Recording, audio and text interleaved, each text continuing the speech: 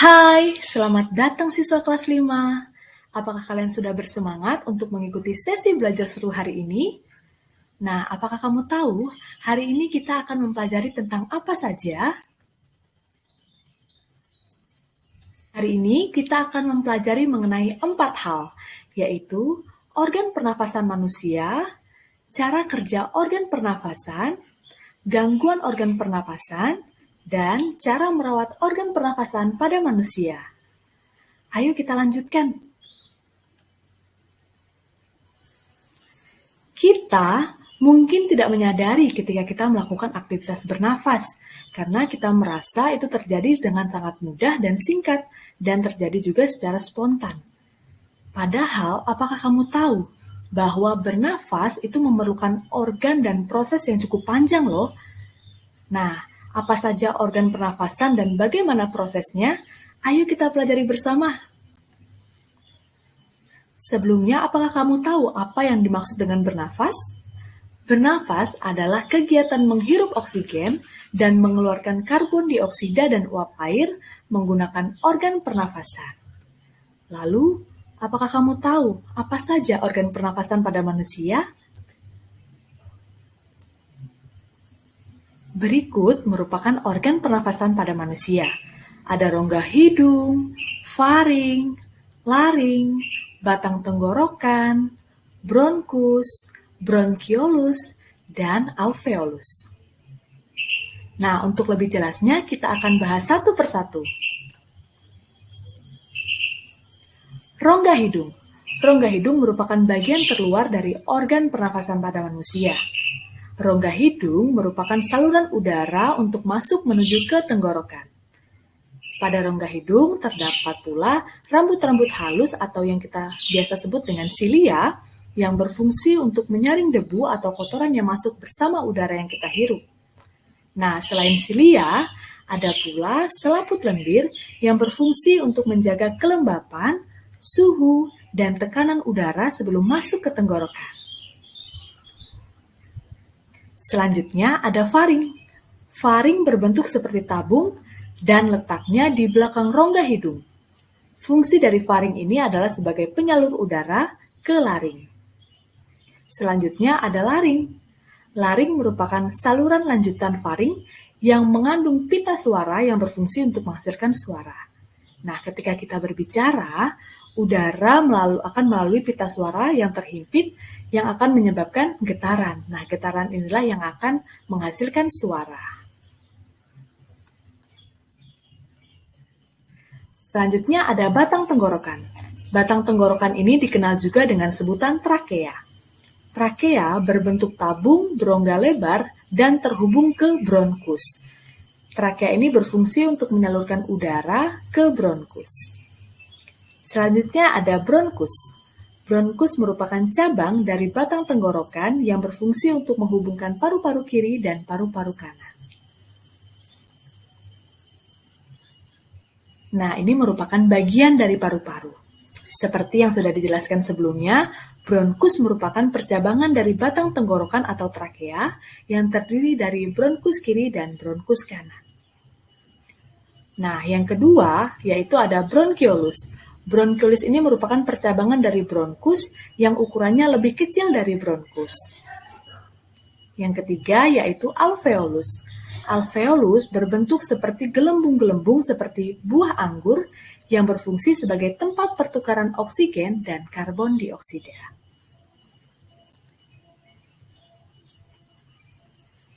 Pada manusia, terdapat 2 mekanisme pernafasan atau respirasi, yaitu yang pertama ada pernapasan dada dan yang kedua ada pernapasan perut.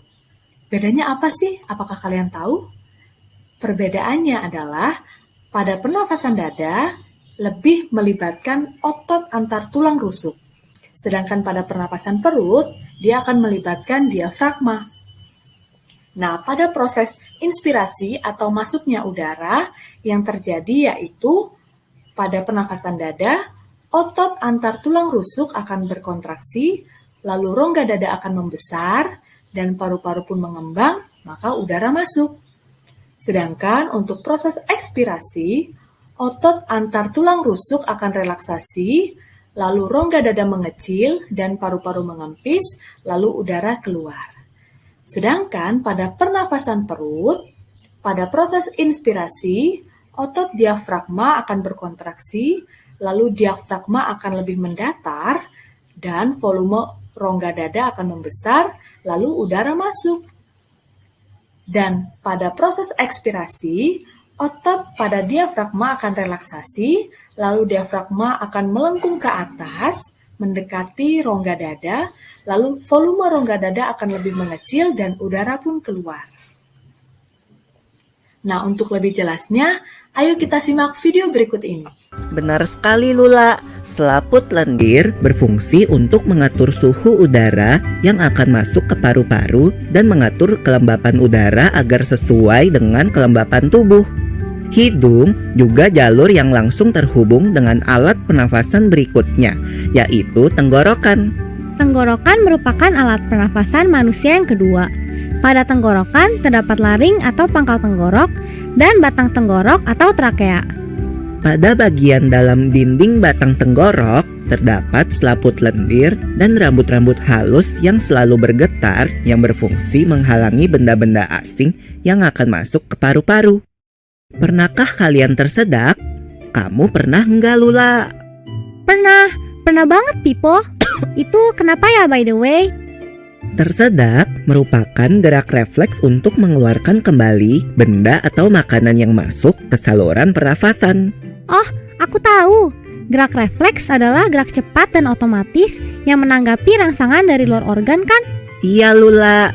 Kemudian pangkal tenggorok yang disebut juga laring menghubungkan hidung dengan batang tenggorok atau yang biasa disebut trakea.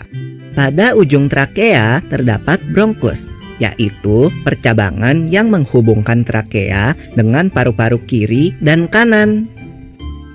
Paru-paru terletaknya di dalam rongga dada kan Pipo? Jika kita menghirup udara, maka udara masuk ke paru-paru. Lalu kemana lagi ya? Melalui bronkus menuju cabang dari bronkus yang disebut bronkiolus dan berujung pada gelembung paru-paru yang juga disebut dengan alveolus. Pada alveolus ini kan yang terdapat pembuluh darah, di mana terjadi pertukaran gas oksigen dengan karbon dioksida. Berikut merupakan video dari mekanisme pernafasan dada dan pernafasan perut. Ayo kita perhatikan perbedaan cara kerjanya. Untuk video sebelah kiri, yaitu mengenai mekanisme pernafasan dada. Ketika proses inspirasi, maka dapat kita amati otot antar tulang rusuk akan berkontraksi yang menyebabkan rongga dada akan membesar dan paru-paru pun akan mengembang, lalu udara masuk ke paru-paru. Sedangkan pada proses ekspirasi, maka otot antar tulang rusuk akan relaksasi dan rongga dada akan mengecil, lalu paru-paru pun akan mengempis yang mengakibatkan udara keluar dari tubuh. Nah, untuk video sebelah kanan yaitu mengenai mekanisme pernafasan perut, yaitu pernafasan yang melibatkan otot diafragma. Diafragma itu letaknya di antara rongga dada dan rongga perut. Nah, ketika proses inspirasi, maka yang terjadi yaitu otot diafragma itu akan kontraksi, sehingga bentuknya akan lebih mendatar dan rongga dada pun akan membesar yang mengakibatkan udara masuk ke paru-paru. Nah, sedangkan pada proses ekspirasi, maka yang terjadi yaitu otot diafragma itu akan relaksasi yang menyebabkan dia akan berbentuk melengkung ke atas mendekati rongga dada, sehingga menyebabkan rongga dada pun akan lebih mengecil dan udara pun keluar dari tubuh kita. Berikut merupakan faktor penyebab dari gangguan organ pernafasan manusia.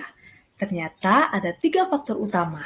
Yang pertama yaitu faktor fisik, yaitu gangguan pernapasan akibat kelainan yang ada sejak lahir.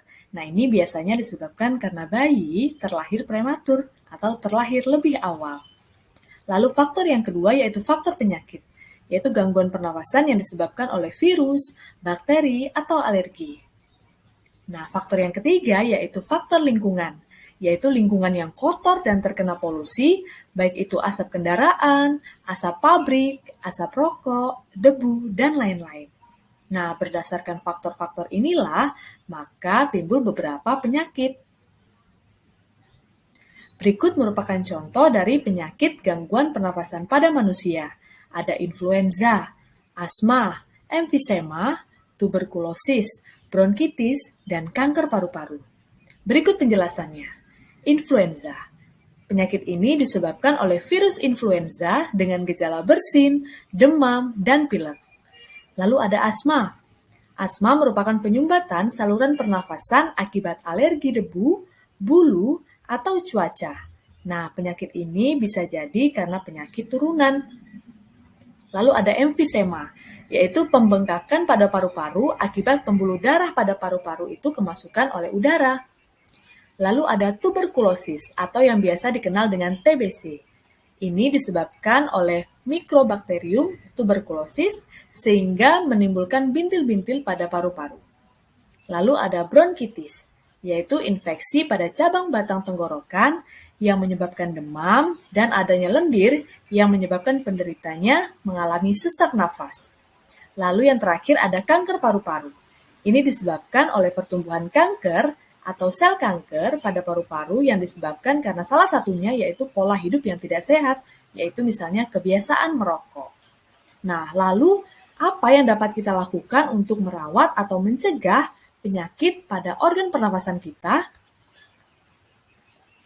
Berikut merupakan cara memelihara organ pernafasan.